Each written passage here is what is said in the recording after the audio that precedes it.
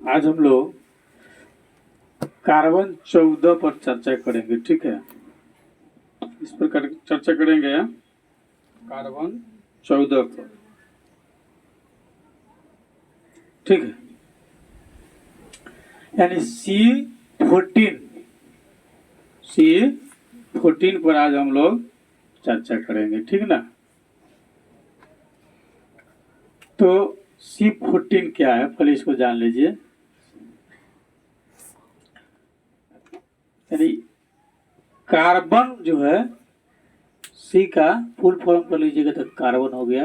Carbon की मात्रा सभी जीव में पाए जाते हैं। ठीक है, जो जीवित प्राणी है, मरने के बाद भी कुछ उसका अवशेष रहता है। उसी पर चर्चा है कि मरने के बाद भी कार्बन जिंदा रहता है। जैसे कुछ खुदाई जब होता है तो पता कैसे चलता है कि यह अवशेष जो मिलता है खुदाई में, जो चीज कैसे जानकारी हो जाता है कि कितने वर्ष का है।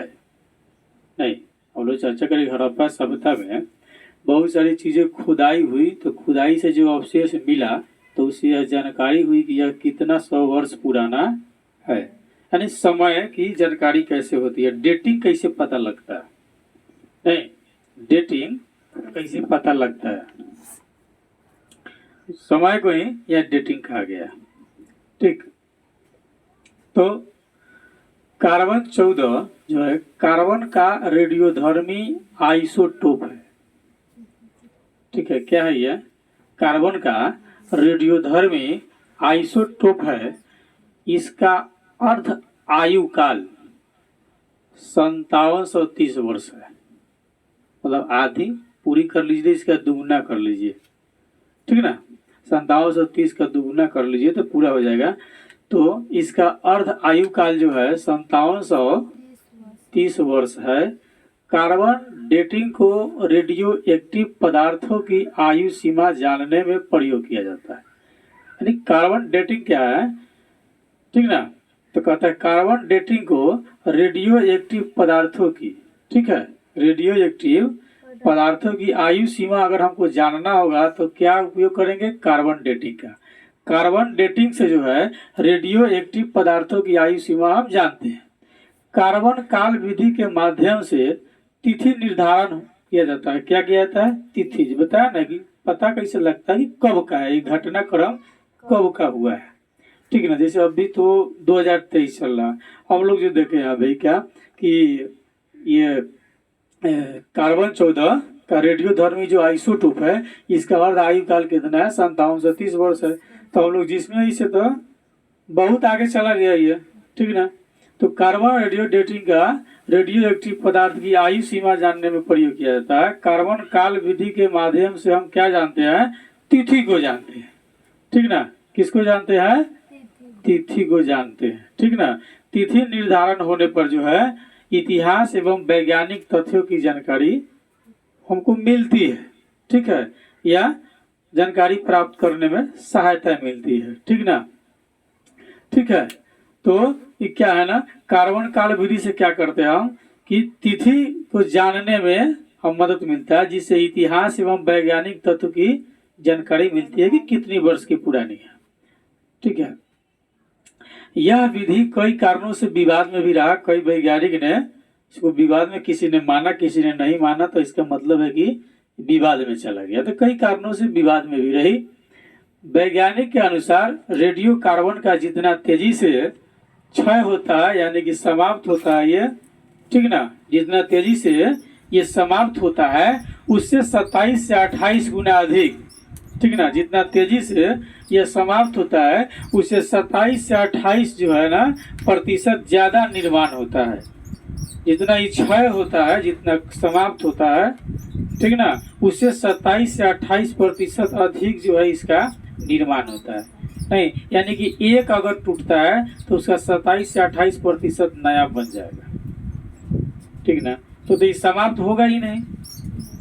कार्बन रेडियो एक्टिव तो समाप्त होने की चीज ही नहीं है।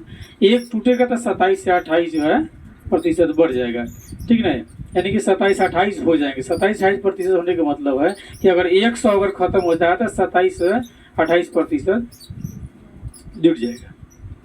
ठीक है, तो इसे संतुलन की अवस्था प्राप्त करना क्या हो गया, मुश्किल है, संतुलन की अवस्था प्राप्त नहीं हो सकती। इस कारण से यह क्या है, विवाद में रहा। तो दूसरा बात है कि ऐसा माना जाता है कि प्राणियों की मृत्यु के बाद जब प्राणी मर जाते हैं, कोई भी प्राणी जब मर जाते हैं, जितने भी प्राणी इस धरातल पर हैं, उनमें से कहता है कि प्राणियों की मृत्यु के बाद भी जब प्राणी की शरीर से जब प्राण निकल जाता है तो उसके बाद भी कार्बन का अवशोषण करते हैं। जैसे व्यक्ति के मरने के बाद में भी उसका बाल बढ़ेगा, मरने के बाद भी उसका नाखून बढ़ेगा।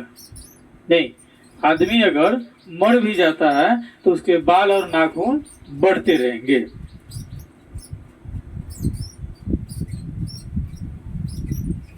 ठीक है, तो प्राणियों के मृत्यु के बाद भी कार्बन का अवशोषण जो है होता रहता है उसके शरीर में। ठीक है, मरने के बाद कुछ समय तक आंखें जिंदा रहती है, कुछ समय तक हार्ट भी जिंदा रहता है, शरीर के अन्य पार्ट जो है कुछ समय तक जिंदा रहता है।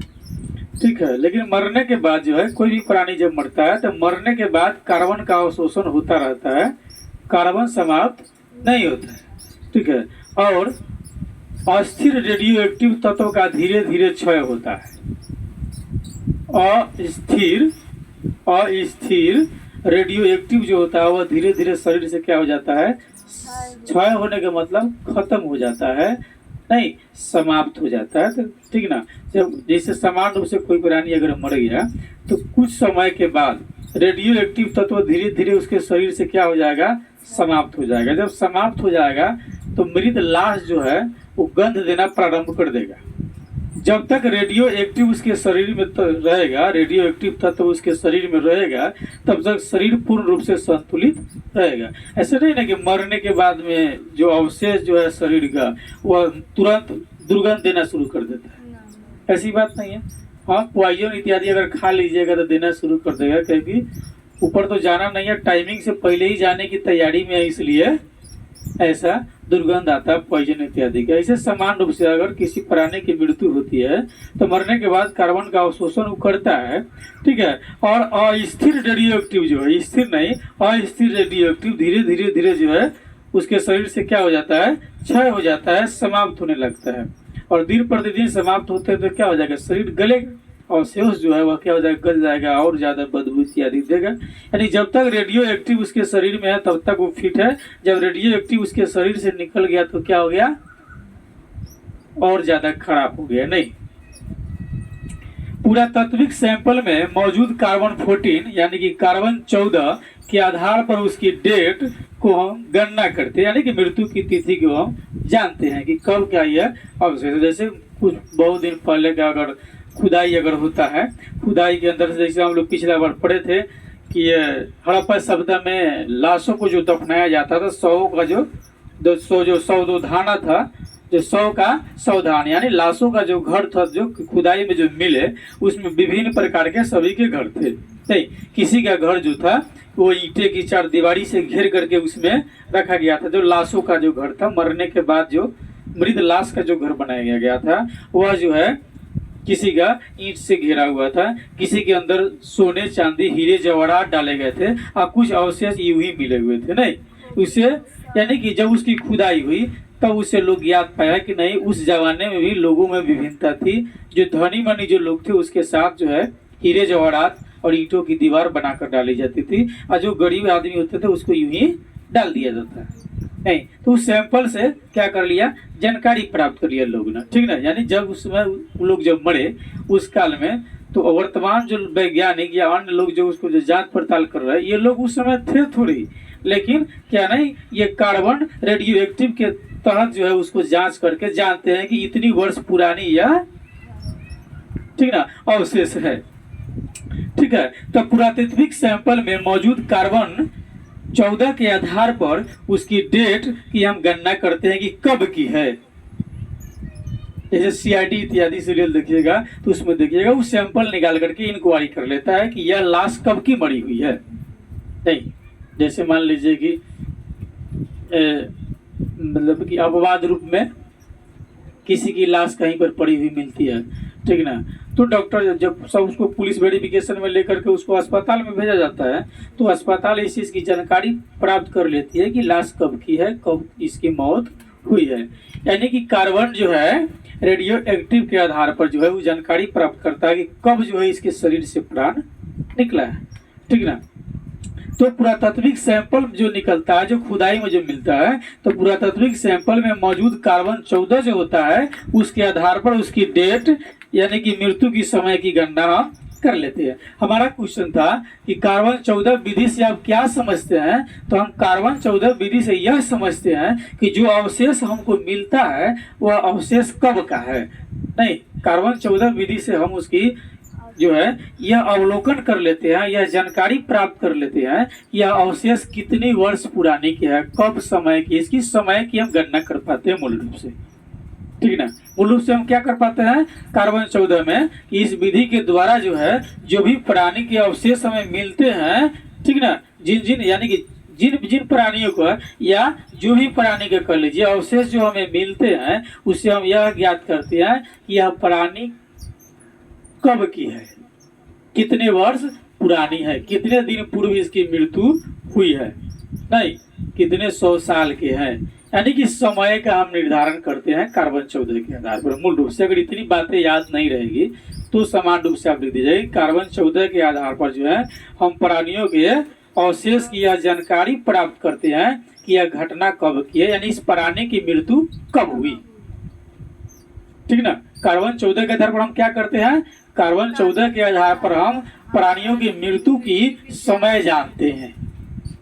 क्या जानते हैं, समय जानते हैं, प्राणियों की मृत्यु की समय जानते हैं, ठीक ना। कार्बन 14 के आधार पर हम क्या करते हैं, प्राणियों की मृत्यु की समय जानते हैं। जो उसके अवशेष हमें मिलते हैं उस अवशेष से क्या करते हैं, हम उसकी मृत्यु की समय जानते हैं, क्योंकि उसके शरीर में कार्बन रेडियोधर्मी क्या है, रेडियोधर्मी आइसोलेट है, तो उसके शरीर में जो है ना कार्बन रेडियो एक्टिव रहता है।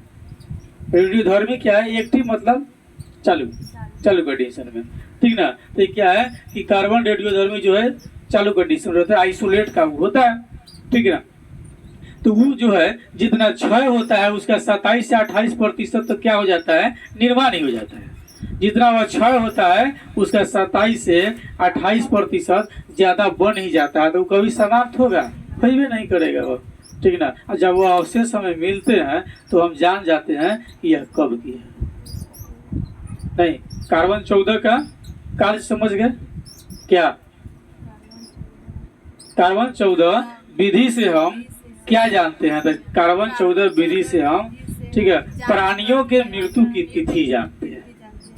जो उसके अवशेष मिलते हैं उस अवशेष से हम यह जानते हैं कि इस प्राणी की मृत्यु कब हुई है। नहीं,